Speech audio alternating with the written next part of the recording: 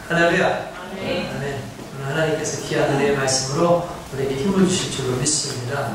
우리 한번 옆에 있는 분들한테 다시 한번 힘주는 말 이렇게 하죠. 당신이 함께 있어서 너무 감사합니다. 시작. 당신이 함께 있어서 너무 감사합니다. 저는 여러분들이 함께함이 너무 감사드리고요. 특별히 설교하는 사람으로서 열심히 준비를 했는데 이 앞에 앉아있는 분들이 솔직히 딴청을 피운다든지 집중을 하지 않으면 마음이 무너지잖아요. 제가 그걸 예전에는 많이 경험했는데 최근에는 그냥 있어만 줘도 감사하다. 있어만 줘도 감사하다. 이게 영화나 또는 이제 배우들 이렇게 보면은 사람들 보고 연기를 못하는 사람을 발연기다라고 얘기합니다. 그러니까 연기를 발로 한다. 그래서 발연기라고 얘기합니다. 몇 달 전까지는 제가 발설교를 했습니다. 그래서 여러분들이 보이지 않으니까 설교할 때 초점을 어디다 던질지 모르고 정말 힘들었었어요. 근데 최근에 여러분들이 함께 교회에서 예배를 드리는 이 모습 속에서 제가 얼마나 감사하고 기쁜지 몰라요. 그래서 우리 성도들이 잘 듣는 것도 너무나 중요하지만 하나님께서 설교를 할 때 성도를 내 앞에 있게 해주신 것만으로도 이게 너무 감사한 일입니다. 세상 우리 성도들이 너무나 감사하고 세상 우리 하나님께 너무나 영광을 돌리게 되더라고요. 그래서 제가 여러분들한테 감히 말하지만 저는 여러분들을 극렬히 사랑합니다. 할렐루야. 하나님께서 보내주신 여러분들에게 다시 한번 축복합니다. 예전에 교회 조금만 늦어도 왜 늦었어? 이렇게 얘기했는데 늦어도 좋으니 와주셔서 감사합니다. 이런 마음으로 변하는 것 같아요. 어려운 상황이 지나고 어떤 현실의 상황이 지나면 그 너머를 바라볼 수 있는 힘이 생기는 것 같아요. 이 코로나 사태에서 코로나를 바라보지 않고 그 이면에 역사하시는 하나님의 은혜를 바라본다는 게 얼마나 감사한지 모릅니다. 제가 최근에 고양시에 잠깐 좀 모임이 있어서 그 고양시를 넘어가는 길이 있었어요. 근데 넘어가는데 이 잠깐 차량 대기 시간이 길어서 잠깐 이제 이 주위를 두리번거리는데 어떤 건물에 어떤 문구들이 이렇게 써져 있는 거예요. 근데 자세히 보니까 문구라기보다는 하나의 줄거리 같은 내용이에요.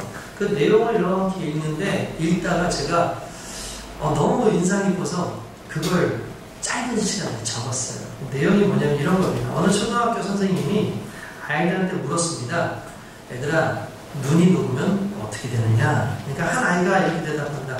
눈이 녹으면 물이 됩니다. 라고 얘기했어요. 그러니까 그 다음 아이가 눈이 녹으면요 길이 더러워집니다 라고 얘기를 합니다. 그러니까 선생님은 이쪽에 앉아있는 한 아이한테 물어봅니다. 얘야 눈이 녹으면 어떻게 되느냐 하더니 이 아이가 이렇게 얘기합니다. 눈이 녹으면 봄이 옵니다 라고 얘기합니다. 눈이 녹으면 봄이 옵니다. 제가 그 이야기를 딱 보는 그 순간에 마음에서 감동이 나요. 어떤 아이들은 이걸 물리적으로 봐요. 하나의 현상적으로 봐요. 당연히 눈이 녹으면 그거 물되죠. 그리고 그거 바닥이 얼마나 지저분한지 아시죠? 이렇게 얘기를 할 거예요. 그런데 어떤 아이는 눈이 녹으면 봄이 와요 라고 얘기를 한다는 거예요. 똑같은 상황을 가지고 바라보는 눈이 다르고 똑같은 상황을 가지고 해석되어지는 그 마음이 다르다는 거죠. 여러분, 저와 여러분들이 세상 가운데 살면서 어떤 눈으로 어떤 시각으로 세상을 바라보고 어떻게 살아가느냐에 따라서 솔직히 우리의 마음이 달라지고 우리의 행함이 달라져요. 특별히 여기에 어르신들도 계시고 또한 이제 어느 순간 청소년 때 만났다가 이 청소년에 만난 사람들이 청년이 됐다가 이제는 장년, 중년, 장년이 돼서 이렇게 애기 엄마 아빠로 다 앉아있는 제가 모습을 보면서 제 마음 가운데 이게 우리에게 참 시간이 많이 흘렀구나. 그러면서 이 나이에 맞춰진 어떤 삶에 대한 것들을 생각을 하지만 그러나 이 나이에 맞춰진 삶이 아니라 하나님께서 우리에게 요구하시는 신앙의 삶, 신앙의 나이의 삶을 늘 바라보면서 살아갈 필요가 있겠다라는 생각을 해봅니다. 왜냐하면 우리는 우리의 신앙이 결코 노쇠하지 않습니다. 하나님께서 우리 보고 뭐라고 말씀하시면 너희가 정말 육신은 후패하지만 너희의 영은 날마다 새롭다라고 얘기합니다. 근데 그 날마다 새롭다라는 그 뜻의 의미는 날마다 새로워진다는 건 날마다 청년이라는 얘기예요. 날마다 청년이야. 우리의 몸은, 우리의 육신은 후패해서 사라질지 모르겠지만 너희의 인생은 점점 그리스도 예수 안에서 날마다 청년이야. 더 힘이 왕성해지고 더 귀한 사역을 감당할 수 있는 능력이 있어라고 말씀하고 계신다는 거예요.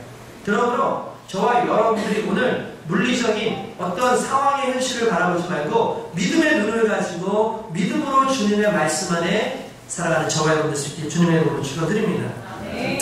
청년을 그냥 해석을 해보니까 말 그대로 푸른 날입니다. 푸른 날. 청년을 그냥 푸른 날이라고 그렇게 얘기했어요. 그죠? 이 말이 어떤 의미가, 청년을 푸른 날이라고 하는 그 이야기는, 청년을 우리 너무나 좋아하죠. 왜냐하면 이때는 막 엄청나게 힘도 있고 뭔가 열정적으로 뭔가 살 수 있는 그런 시기이기 때문에 상당히 좋아해요. 근데 그 청년이라는 것 속에 우리가 빠져있는 것이 한 가지 있는데 뭐냐면, 청년의 시기는 열매를 맺는 시기가 아니라는 거예요. 청년의 시기는 열매를 맺어서 뭔가 결과를 딱 내놓고 이거 보세요, 내가 이런 결과를 이루어냈어요 라고 말하는 시기가 아니라는 거예요. 그리고 성경은 그걸 인정해요. 그렇기 때문에 이 청년의 시기에 우리가 가져야 될 첫 번째 마음은 뭐냐면, 하나님 앞에서 내가 청년으로 산다라는 건 그건 완성된 인생을 살아가는 것이 아니라는 걸 먼저 인정해야 됩니다. 그럴 때 청년이 청년으로서 쓰임받을 수 있는 거예요. 우리가 하나님 앞에서 청년으로 살기 원합니다. 그래서 하나님 부르시는 그날까지 늘 내가 완성되어진 존재가 아니라 지금 이 과정을 온전히 하나님의 뜻 가운데 이루어가고 있는 존재라는 걸 믿으시길 주님의 이름으로 축원드립니다. 우리가 은혜를 받으면 어떻게 되죠? 하나님의 은혜를 받으면, 여러분들 아마 은혜 받으시는 분들은 다 기억하실 거예요. 처음에 그 뜨거움 막 간절했지 않습니까? 저도 성령 충만 막 받을 때 그런 주체하지 못해가지고 막 주변 사람들한테 막 복음을 증거하고 막 찬양이 나오고 어디를 가도 너무나 행복한 거예요. 그런 찬양의 시절, 그런 기쁨의 시절이 막 은혜 받을 때 막 있더라고요. 그런데 중요한 건 그러한 시절이 계속 지속되느냐? 안타깝게도 그렇지가 않더라고요. 어느 시간이 지나고 나니까 이 뜨거웠던 이 감정도 살짝 식어가기도 하고, 정말 그렇게 뜨겁게 그리스도의 복음을 증거하던 그 시기가 살짝 무너질 때가 오더라고요. 스스로 자괴감에 갖는 거예요. 아, 내가 왜 맨날 요즘에 이 신앙생활 이렇게 하지? 왜 내가 이렇게 살아가고 있지? 아, 근데 막 스스로가 막 자괴감이 막 느껴지는 그런 상황이었어요. 내가 더 바뀌고 내가 더 좀 좋아지는 거, 우리는 뭔가 은혜 받아서 하나님을 더 닮아가자라고 생각을 하잖아요. 더 닮아가자. 내가 바뀌고 더 나은 존재가 되자라고 생각을 하죠. 더 영적인 사람이 되어야 된다라고 생각을 하죠. 그런데 솔직히 그렇게 되지가 않아요. 잘 되지가 않아요. 그래서 무엇에 문제가 있을까를 좀 생각을 해봤어요. 그리고 이 부분에 대해서 마치 어떤 목사님이 하시는 자신의 간증을 이야기하시다가, 아, 그래, 맞아! 라는 그 생각이 들었던 것이 있었는데, 그게 뭐냐면, 성화라는 단어 아세요? 성화? 성화. 성화 본능할 때의 성화 말고, 우리가 예수를 믿으면 어떻게 되죠? 거듭남. 그걸 중생이라고 해요. 뭐라고 한다고요? 중생. 중생은 다시 거듭나는 거예요. 그러니까 우리가 예수 그리스도를 믿고 이제는 하나님의 자녀가 되는 거예요. 이거를 중생이라고 해서 거듭남이라고 그렇게 얘기를 해요. 그러면 이 거듭남 이후에 어떤 과정이 이루어지냐면 성화의 단계가 나요. 성화라는 건 뭐냐면 내가 거룩해져 가는 거예요. 거룩해져 가는 거. 그러면 우리는 이 거룩함에 대해서 뭐라고 생각을 하면은 나에 대한 것으로 항상 포커스를 맞추기 때문에 거룩하기 위한 노력들을 하죠.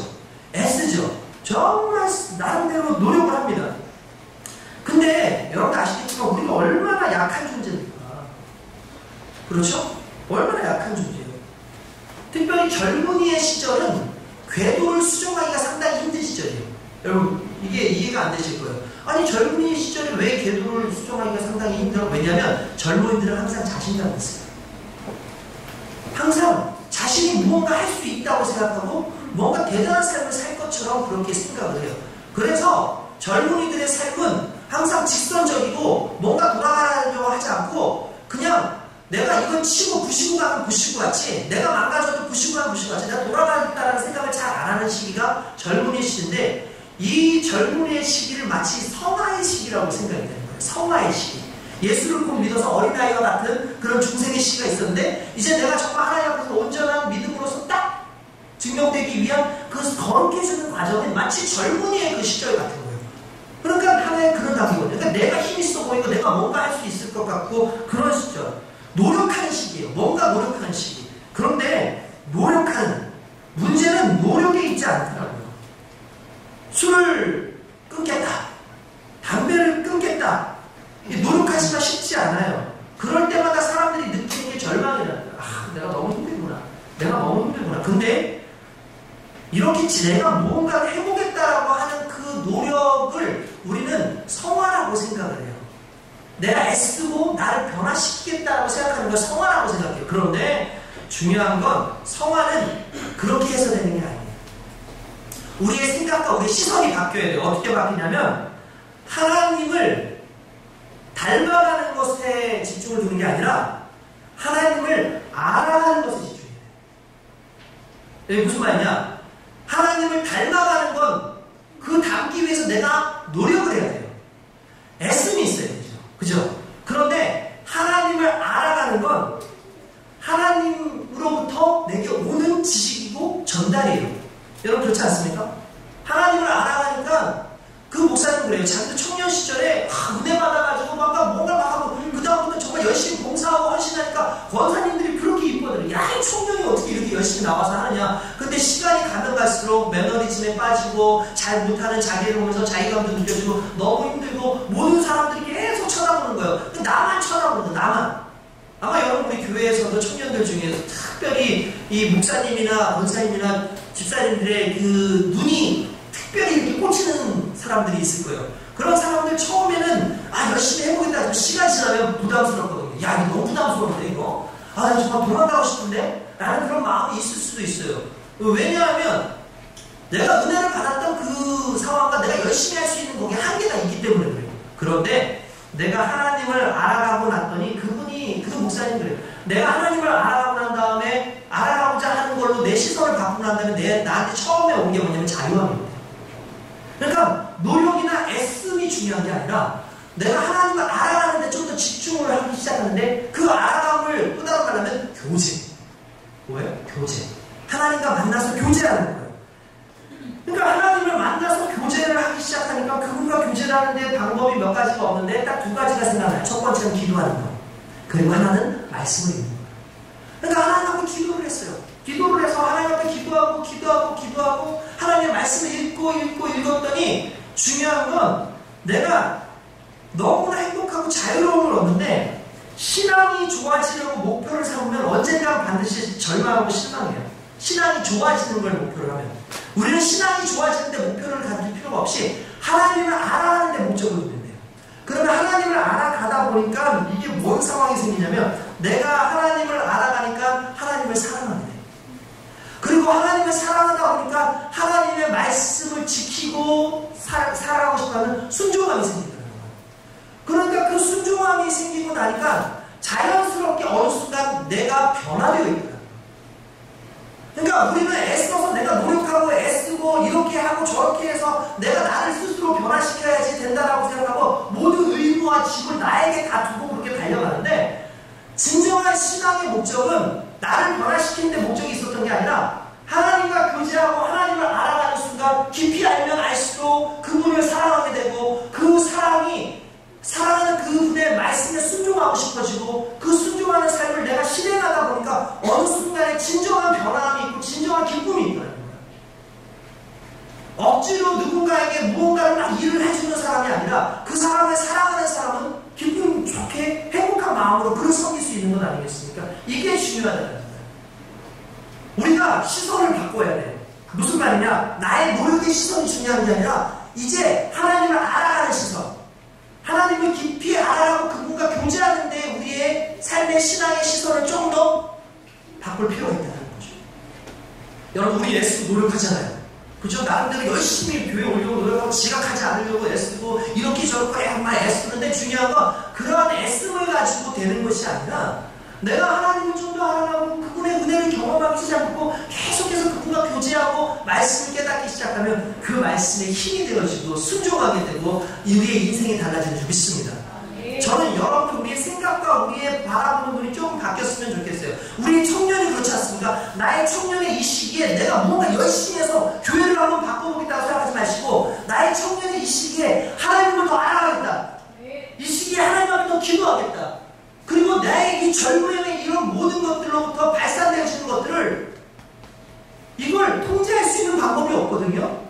그런데 성경은 뭐라고 되어 있냐면 시편 119편 9절에 이렇게 나옵니다. 청년이 무엇으로 그의 행실을 깨끗하게 하니까? 주의 말씀만 지킬 따름입니다. 할렐루야. 그렇지.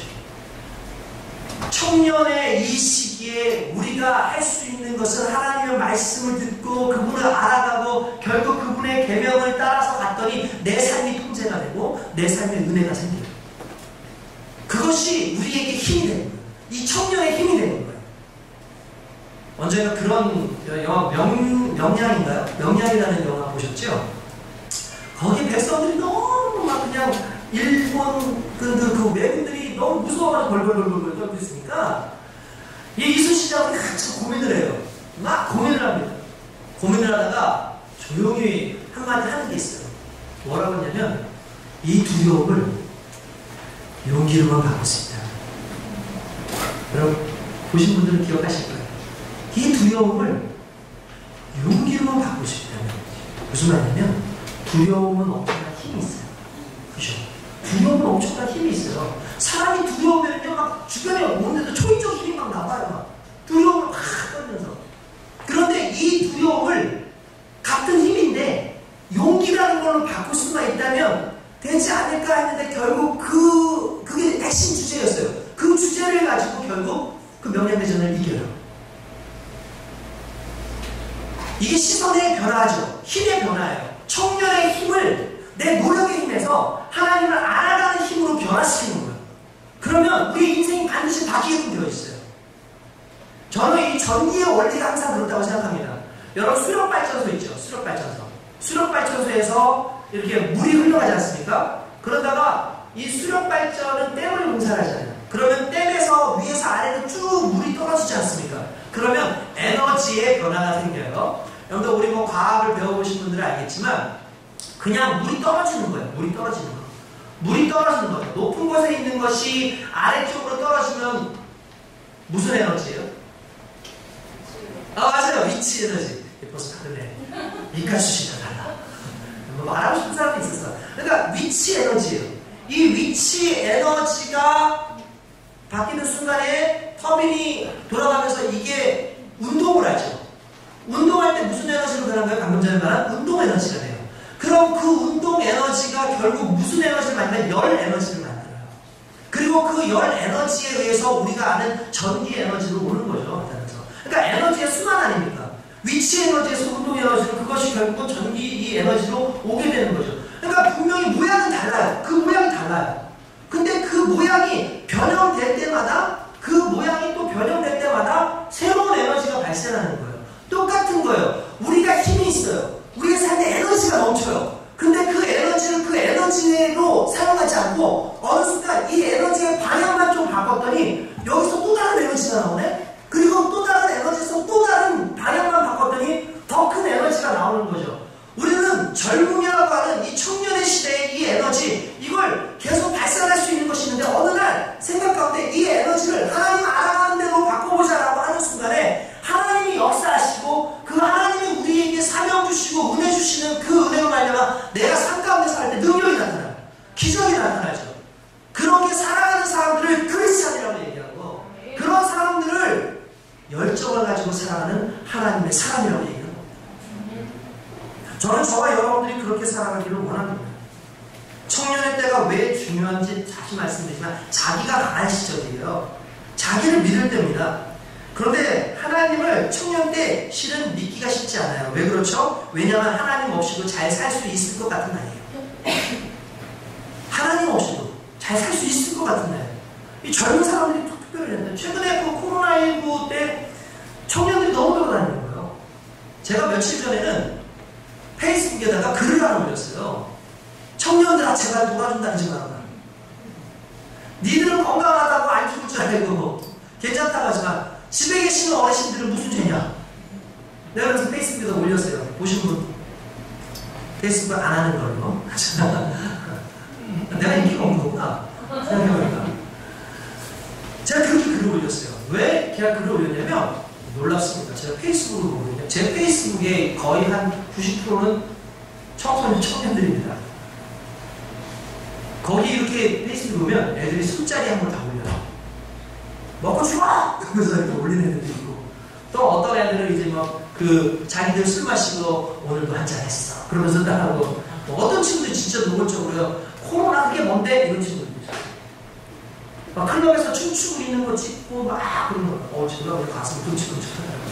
지금 어떤 사람들은 정말 목숨을 걸고 그렇게 이걸 반응하기 위해서 애쓰는데 오늘날의 젊은이들은 그런 거 아랑곳하지 않고 그렇게 살고 있는 거예요. 무슨 말이냐면 내가 죽을 거라고 생각 안 해요. 청년의 때에 죽음 생각 안 해요. 청년의 때에 내가 망가질 것을 생각 안 하고 청년의 때 내가 다칠 것에 대해서 생각 안 해요. 죽을 거 생각하고 다칠 거 생각하면 나 벌써 중년인 거야. 제가 그렇더라고요. 나이 40 넘으니까 조금만 아파도 걱정이 돼요. 여러분 그 이해하시죠? 술을 안 먹었는데 이상하게 지방간이 생겨요. 당뇨합병증이 항상 걱정이 돼요. 아침에 일어나자마자 한때 제가 막 그 간 수치가 조금 올라갔을 때 아침에 일어나자마자 제일 먼저 달려가는 것이 거울이에요. 그럼 저는 눈도 한번 봐요. 좀 노래졌나? 얼굴 검해졌나? 걱정하고 있는 내 나이가 중년이고 이제 노년으로 넘어가야 되는 그 나이인데 어르신들은 너무 좋아했어요. 근데 청년의 시기에는 그걸 생각하지 않은 시기죠. 잘 생각 안 해요. 술을 많이 먹어도 배가 아파도 그냥 화장실 갔다 오는데 이걸로 끝나는 그 시기 아닙니까? 자신을 믿어요. 자신을 믿어요. 그러니까 하나님을 믿기 쉽지 않은 곳이에요. 지금 우리 교회에 청소년들까지 교회를 열심히 나오다가 청년 때 멀어지는 친구들이 수백 명이잖아요. 그 친구들 언젠가 중장년 되면 돌아올 줄 믿습니다. 네. 가능하면 청년 때 왔으면 좋겠어. 네. 그래서 청년의 이 시기가 예수를 잘 믿기 쉽지 않기 때문에 하나님은 이 청년의 때에 너의 인생을 그렇게 생각 안 된다고 말씀하셨어요. 그게 오늘 본문의 말씀이에요. 오늘 본문에 뭐라고 되어 있습니까? 청년이여 내 어린 때를 즐거워하고 내 청년의 날들을 마음에 기뻐하여 마음에 원하는 길들 내 눈에 보이는 대로 행해라! 라고 얘기합니다. 왜냐하면 청년이 그런 식인 걸 알기 때문에 그래요. 그런데 거기 이 말을 하나 남겨요. 그러나 한 가지 알아도 너희 행한 대로 하나님께서 심판하신다. 네. 하나님이 청년들한테 실컷 뭐라 너희들 하고 싶은 대로 해. 그게 청년의 때니까 라고 얘기하시면서도 맨 마지막에 한마디 던지시는 거예요. 그러나 너희 행한 대로 심판이 있다는 사실을 기억해. 이건 정말 무서운 얘기입니다. 너희 이 젊음을 너희 것이라고 사용하지만 결국 그 젊음에 행했던 모든 것들에 대한 것이 결과로 나타날 때 하나님은 반드시 심판하신다. 지혜로운 자는, 그래서 솔로몬이 전도서 쓰면서 지혜로운 자는 이 헛되고 헛된 이 시절에 그 날이 오기 전에 이 청년의 때에 오히려 하나님을 찾는다.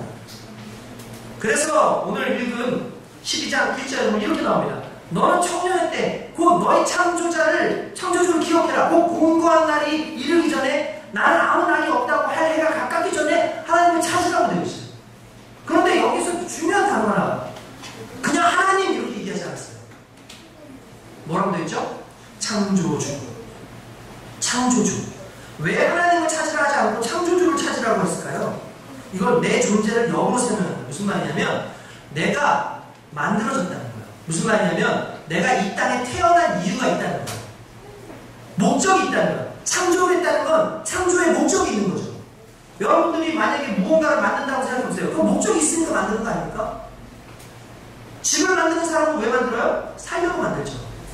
그렇죠? 자동차를 만드는 사람은 왜 자동차를 만들죠? 타이어로 만들잖아요. 그거 이고 다니려고 만들지 않잖아요. 망치를 만드는 사람은 못을 박으려고 만들죠. 어쨌든 만들 때에는 목적이 있어요. 하나님께서 갑자기 청년들에 대해서 이야기하다가 창조주를 기억하라는 것은 너 만든 목적이 무엇인지를 생각해야 돼라는 거예요. 그 말을 다시 말하면 청년 때의 삶의 목적과 청년 때의 삶의 힘의 모든 힘은 창조주 하나님의 뜻을 알아가는 데 있다는 거예요. 그분이 원하시는 뜻이 무엇인지를 발견하는 데 있다는 걸 지금 말씀하고 계시는 줄 믿습니다. 그러므로 여러분들이 그 삶을 살아야 되는 거예요.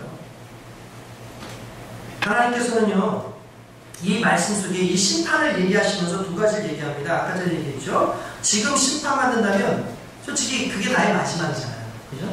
그런데 이 청년의 때는 아직 마지막이 아니라, 그죠? 또 한 가지는 뭐냐면 심판은 심판의 기준이 있다는 거예요. 심판은 기준이 있어요. 여러분 그 분의 뜻에 대해서 알아가는 게 기준이에요. 일단 기본적으로. 최근에 우리나라 야구가 미국이 중계가 된답니다. 혹시 들으셨습니까? 지금 전 세계에 야구를 하는 유일한 나라가 우리나라예요. 그러니까 우리나라는 관중 없이 야구를 합니다. 코로나 사태가 좋아져서 우리나라 하다 보니까 미국 사람들이 얼마나 야구 좋아하시는지 아세요? 그 사람들은 야구 정말 우리가 축구 좋아하잖아요. 일반적으로 유럽은 축구 좋아하는데 미국은 야구 그러면 난리가 나요. 난리가. 야구, 농구 진짜 걔네는 손으로 하는 건 다 좋아해요. 근데 야구가 얼마나 인기가 있는지 코로나 때문에 야구를 못하니까 전혀 관심도 없던 한국에서 하는 그 KBO 그 야구 중계권을 가지고 가서 자기네 나라에 방송을 하는 거예요. 요즘에 거기에서 막 요즘에 그 유명한 내용이 뭐냐면 빠던이라고. 혹시 여러분 빠던이라고 들어보셨어요? 빠던이라고 아세요? 아, 맞아요. 빠따 던지기. 이게 우리는 이제 배트인데 이거 저기 배트 플립이라고 하는데 멋있게 딱 하더니 딱 치면서 그냥 빠따를 딱 던져버려요. 그럼 이게 휙 하고 나잖아요. 미국에서는 상상을 할 수 없어요.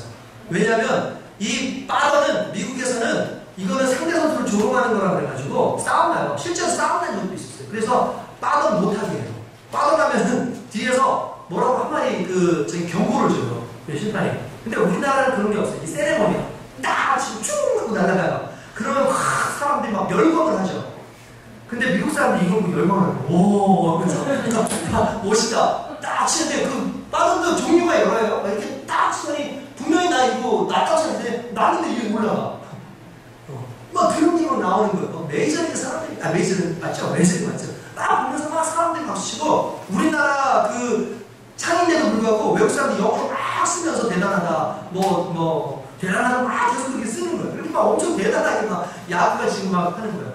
근데 최근에 이 야구에 어떤 일이 있었냐면은 심판 5명이 2군으로 강등되는 일이 있었어요. 여러분 원래 심판들이 강등이 안 돼요.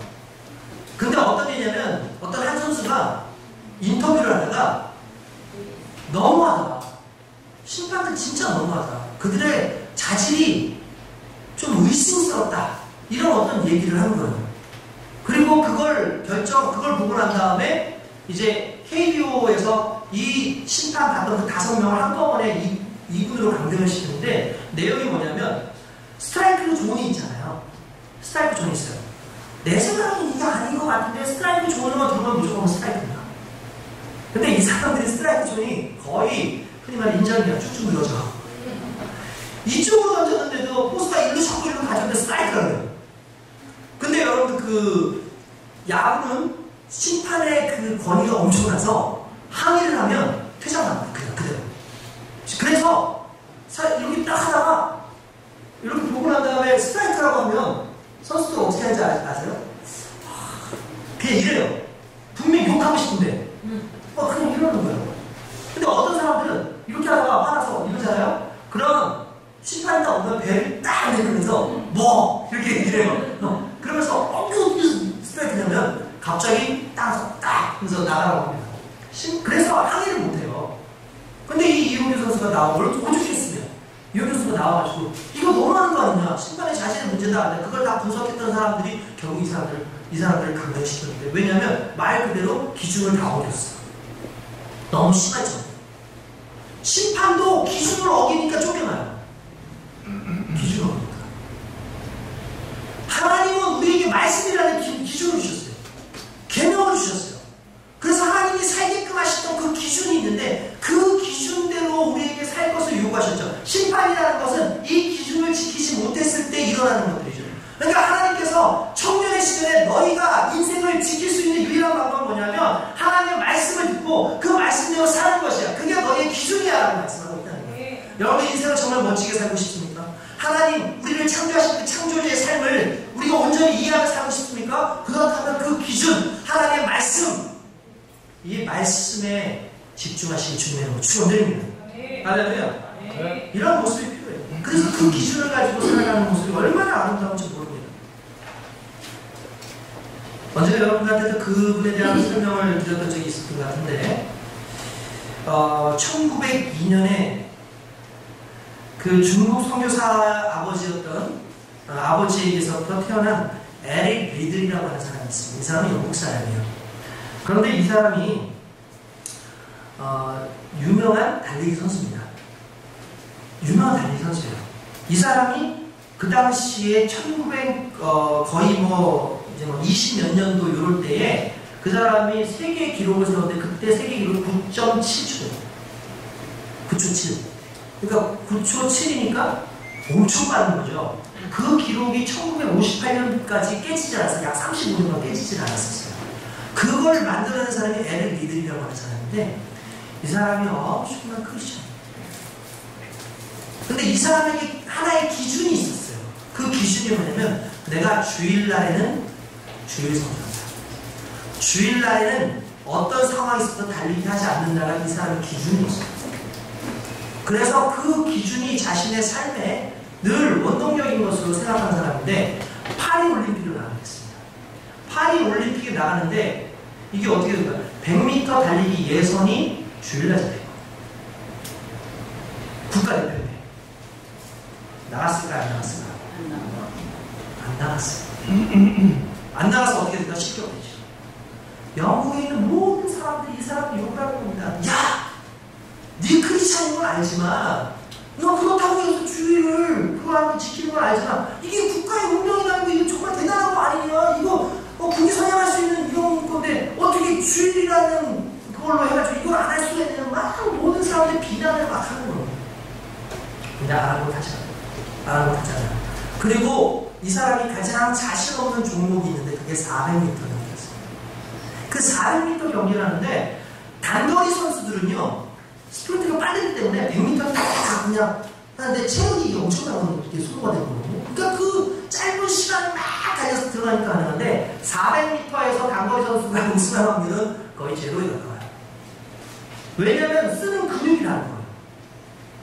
그러니까 그때만 해도 이게 잘 안 되는 그런 상황이었던 거죠. 그런데 400m 달리기가 그나마 주일날 하지 않기 때문에 그 사람이 거기를 나갔어요. 사람들이 야유를 하고 비난을 하는 거죠. 그런데도 불구하고 거기 앞에 섰습니다. 예선을 간신히 거의 뒷부분에 해가지고 올라갔어요. 예선을 해서 다른 사람들이 그 당시에 이제 세계 기록을 임바흐라고 하는 스위스 사람이 48초를 됐고 그 다음에 또 세계 신기록이 피치라고 하는 사람에 의해서 그게 깨졌어요. 그러니까 이 사람들에 비하면 자기의 실력은 너무나 하드한 상황이었던 거죠. 근데 이 사람은 기도합니다. 하나님, 해야 할 가치가 있는 일들은 또 잘해야 할 가치가 있다고 믿습니다.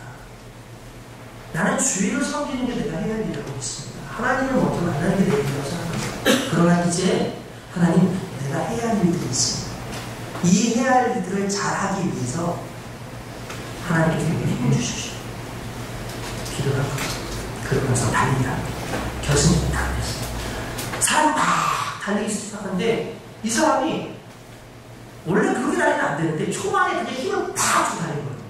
막 달리니까 뒤에 사람들이 쟤 나중에 후반에 어떻게 하려고 힘 떨어지면 어떻게 하려고 그래서 막 방송하는 사람들도 저 사람 왜 저런지 모르겠다고 애기 지금 순간적으로 판단 미스가 나온 것 같다고 그렇게 하고 있으니까 막 달리는데 뒤에 사람들이 막 쫓아가는 거예요. 그런데 200m 지점 정도가 되니까 뒤에서 그 음악하고 피치가 막 쫓아오는 거예요.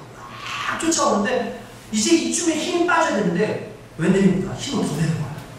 막 달려가요. 달려가는데 막 힘을 더 내가지고 막 이렇게 달려가니까 한 50m를 남겨놓고 이 피치하고 임바흐가 맨 마지막에 이 사람을 이렇게 딱 넘어가려고 하는 그 순간에 이게 왜 부스터를 한 것처럼 그냥 묵 하고 그냥 달려가는 거예요. 막 그냥 결승에서 1등을 이루었어요. 47초 6.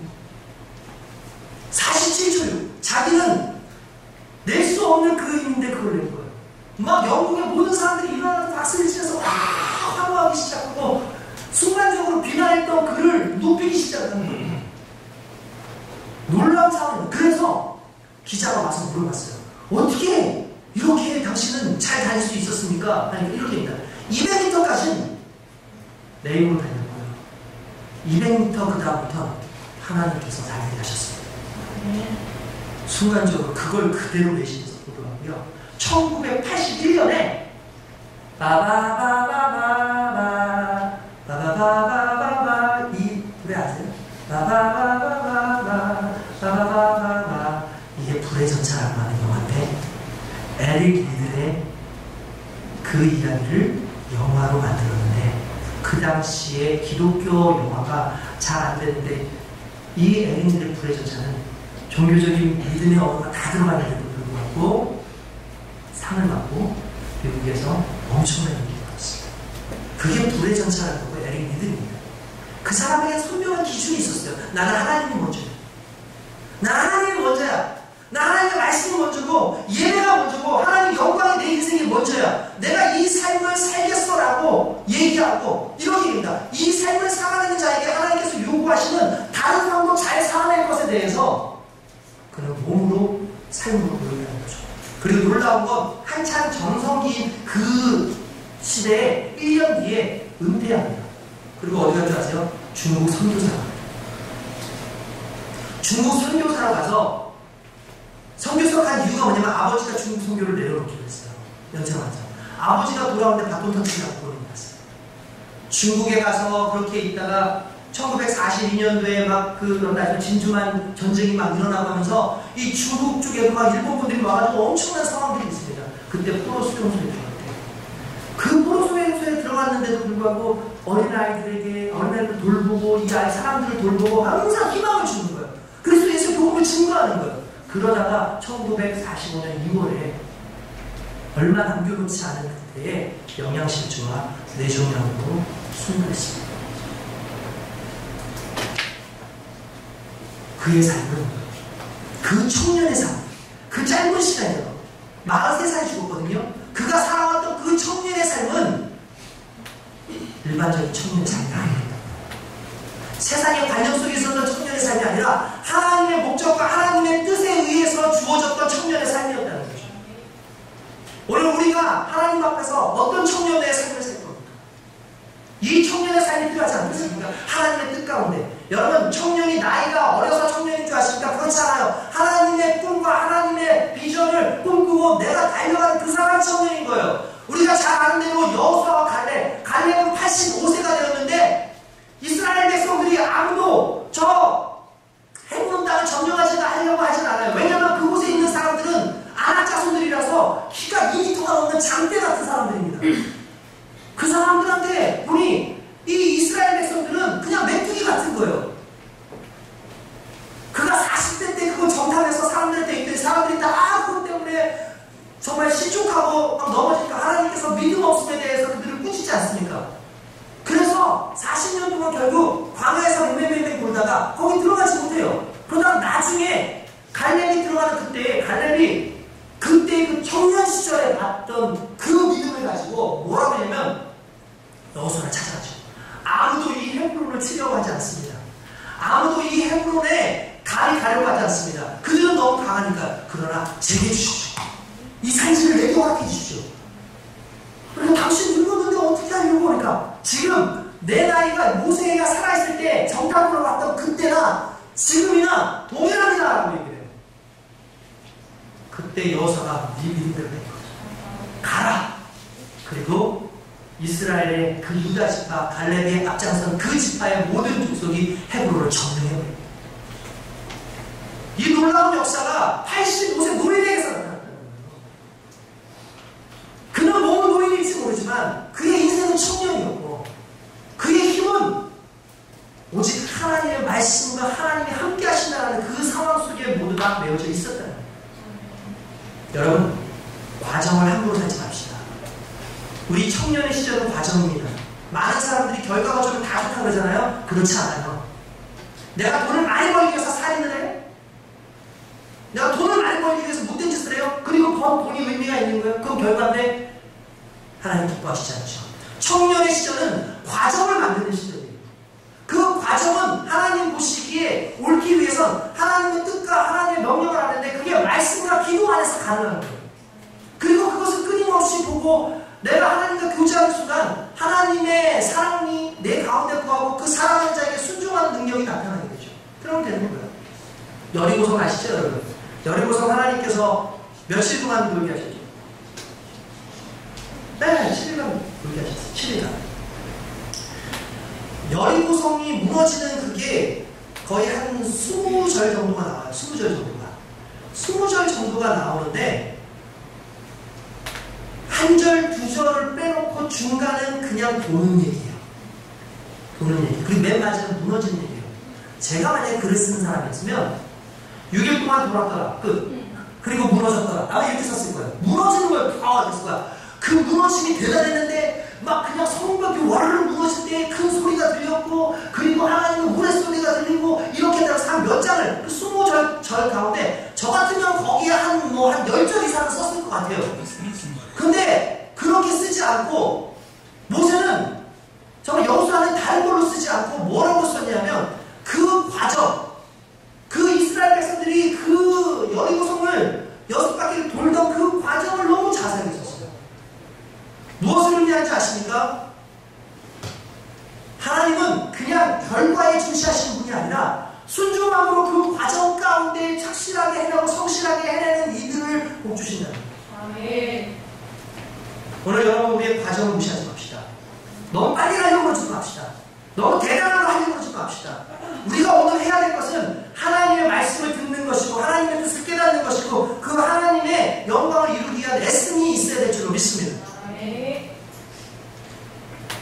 오늘 우리가 찬양하는 것 중에서 새벽 이슬이라는 찬양이 있는데 주의 청년들 하면서 시편 3절에 이렇게 말해요. 주의 권능의 날에 주의 백성이 거룩한 옷을 입고 즐거이 헌신하니 새벽 이슬 같은 주의 청년들이 주께 나오는도다. 할렐루야. 제가 금요일날 그 설교를 했는데 새벽 이슬, 새벽 이슬, 청년들을 새벽 이슬이라고 했어요. 이스라엘은 비가 자주 안 옵니다. 농사를 지으려면 비가 내려야 돼요. 그래서 농사를 짓기 위해서 건기와 우기가 있는데 이 우기 때 비가 와야 그나마 농사를 지을 수 있어서 이른 비와 늦은 비를 항상 기다리고 있는 그런 뜻인데 그런데 유독 이 북쪽으로 올라가면 농사가 잘 돼요. 비가 안 와요. 이유가 뭐냐? 헐몬산이라고 있는데 그 헐몬산에서부터 이 헐몬산이 상당히 이게 높아요. 높은 곳이라서 위에 가면 온도가 높으니까 이게 얼음이 얼려져 있어요. 그러면 이제 이게 공기가 올라가다가 밤이 되면 어떻게 되겠어요? 차가운 공기가 내려오죠. 쭉 내려옵니다. 그럼 대지는 이미 덥거든요. 그 지역 자체 방향이니까. 그럼 이 대지에 있는 따뜻한 바람과 따뜻한 기운이 만나면서 뭐가 형성되나요? 이슬이 형성돼요. 근데 이 이슬이 스콜이야, 스콜. 무슨 말이냐면 정말 비처럼 내려요. 그리고 놀라운 건 이슬만으로도 농사가 지어져요. 이슬이요. 새벽 이슬이요. 그래서 이스라엘 백성들에게 있어서 새벽 이슬은 빠져서는 안 되는 거예요.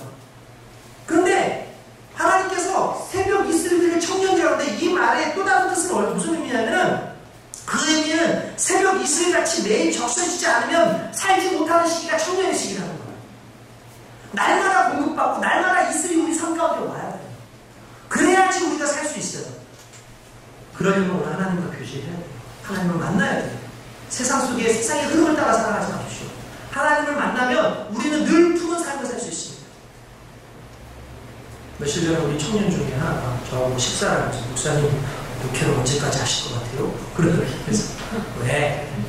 목사님 오래 하시라고 그러는 거면서 야 뭘 오래 하냐? 나도 뭐 어느 정도 되면 나보다 더 빠릿빠릿하고 더 팍팍 잘 돌아가고 은혜 충만한 사람들이 와서 목회를 하겠지. 자기는 적응이 잘 안 될 것 같아. 그래서 왜 적응이 잘 안 될 것 같냐? 그러니까 목사님 설교를 어렸을 때부터 다 들어와가지고 적응이 안 되고 자기는 목사님 말씀이 너무 좋다는 거야. 그러면서 하는 이야기가 목사님 좋은 말씀 많이 해주셔서 너무 좋대. 그래서 야 이거 은혜를 많이 받았구나. 왜 이렇게 좋냐 했더니 자기가 이걸 여자친구한테 써먹을 수 있대요. 여자 보시는 멘트가 아주 좋다는 거야. 주야 제가 얼마나 웃기는지. 그러냐? 그래도 너 대단하다. 그러니까 잊어버리잖아. 왜? 써먹으니까. 안 써먹으면 잊어버려. 그래서 그렇게 해서 하라고. 우리 청년들이 아시겠죠? 네. 이게 중요해요. 청년들이 알려는데 우리 윤지사님 할렐루야. 큰일 나는 거 아니지? 윤지사님 괜찮죠? 우리한테 써먹어. 우리한테. 큰일 날 뻔했어 아직. 부부 세계 끝났다는데. 그래서 그 얘기를 하면서 몇 년 전에는 그 이야기를 썼다는데 제가 다시 보니까 아 맞아 내가 그때 그 설교했는데 그래서 이거 기억하고 있네. 그런데 그 내용이었어요. 기억하시는 분 대답하지 마십니다. 방 안에 시체가 놓여져 있을 때 시체의 온도가 몇 도일까요? 라고 놓여져 있었어요. 기억 안 나실 거예요, 그죠? 써먹는 사람은 기억해요. 그러니까 그때 많은 사람들이 시체가 아마 식었으니까 30도, 20몇 도 이렇게 얘기를 하는 거예요. 그때 답이 뭐냐면 방 안의 온도가 시체의 온도. 방 안의 온도가 시체의 온도입니다. 왜냐하면 시체는 죽었기 때문에 더 이상 자기 안에서의 힘이 없어요. 사람은 항상성이 있어서 36.5도가 기본이죠. 그래서 사람은 추운 데에서도 내 몸을 36.5도, 더운 데에서도 내 몸을 36.5도를 유지하기 위해서 더울 때는 소변을 이렇게 하고 추울 때 같은 경우는 나름대로 몸을 이렇게 하기 위해서 움츠려지는 그런 부분들이 있잖아요. 왜냐하면 36.5도를 유지하려고 그러는 거예요. 살아있는 사람은 환경이 어떻든 36.5도지만 죽은 사람은 죽은 시체는 곧 환경이 난 거예요. 주위에 40도면 나도 40도 보고 주위가 꽁꽁 얼어가지고 거기서 영하면 내 시체의 온도 영한 거죠. 하나님 보시기에 그럴 수 있다는 거예요. 세상적으로 죽어버린 영혼들, 청년의 때가 아닌 영혼들은 그 사람들은 그냥 세상의 온도와 똑같이 살아요. 그래서 세상인지 하나님의 자녀인지 구별을 하지 못하는데 하나님 안에서 영생으로 하나님의 생명으로 살아가는 정말 그런 사람들은 세상에 어떠한 상황이 온다 할지라도 나의 믿음의 적적 36.5도를 지켜내기 위해서 끊임없이 내 안에서 움직여짐이 나타난다는 거예요. 이 시기가 청년의 시기라고 있습니다. 저는 저와 여러분들이 살아있기를 원합니다. 정말 살아있었으면 좋겠습니다. 나이가 많다고 해서 나이가 어리다고 해서 청년 아닌 게 아니라 누구든 그리스도 예수 안에서 영생을 가지고 내 삶을 지켜나가며 하나님 앞에 있으며 내 육신은 후패하지만 하나님 앞에서 나의 삶은 날마다 새롭습니다라고 고백하며 달려가는 하나님의 사명자는 반드시 하나님의 푸른 날 청년으로서의 삶을 살고 있는 줄 믿습니다. 아멘. 오늘 우리 교회는 그런 날이기 원합니다. 아멘. 여러분들 아세요? 제가 옛날에 우리 교회 이름을 푸른 날 교회로 알려줬거든요. 근데 여러분들이 뭔가 이상해요. 그래가지고 결국 딴 걸로 합시다 하다가 좀 강한 걸로 하자. 예수 흔적 교회. 흔적에다가 빨갛게 써. 남들이 예수자 들어가고 흔적자 들어가면 좀 강한 거 아시죠? 그 잘 안 써요. 그래서 여러분 인터넷 쳐보세요. 너무 감사한 게 뭔지 알아요? 예수 흔적 치면 우리밖에 안 나와요. 심지어 유튜브에서도 그냥 예수 치면 쫙 나오거든요. 예수 흔적 교회 치면 우리밖에 안 나와요. 그 찾기가 너무 편해요. 무슨 말이에요? 보라고. 유튜브 찾아서 보라고. 구독과 좋아요. 왜 안 하냐고! 6명에서 7명은 안 넘어간다! 큰일 났어, 지금. 우리 성도들이. 즐겨봐야지, 다시. 할렐루야. 따라합시다. 청년은 푸른 날이다. 실수할 수 있다. 넘어질 수 있다. 그러나 하나님이 함께 하시면 늘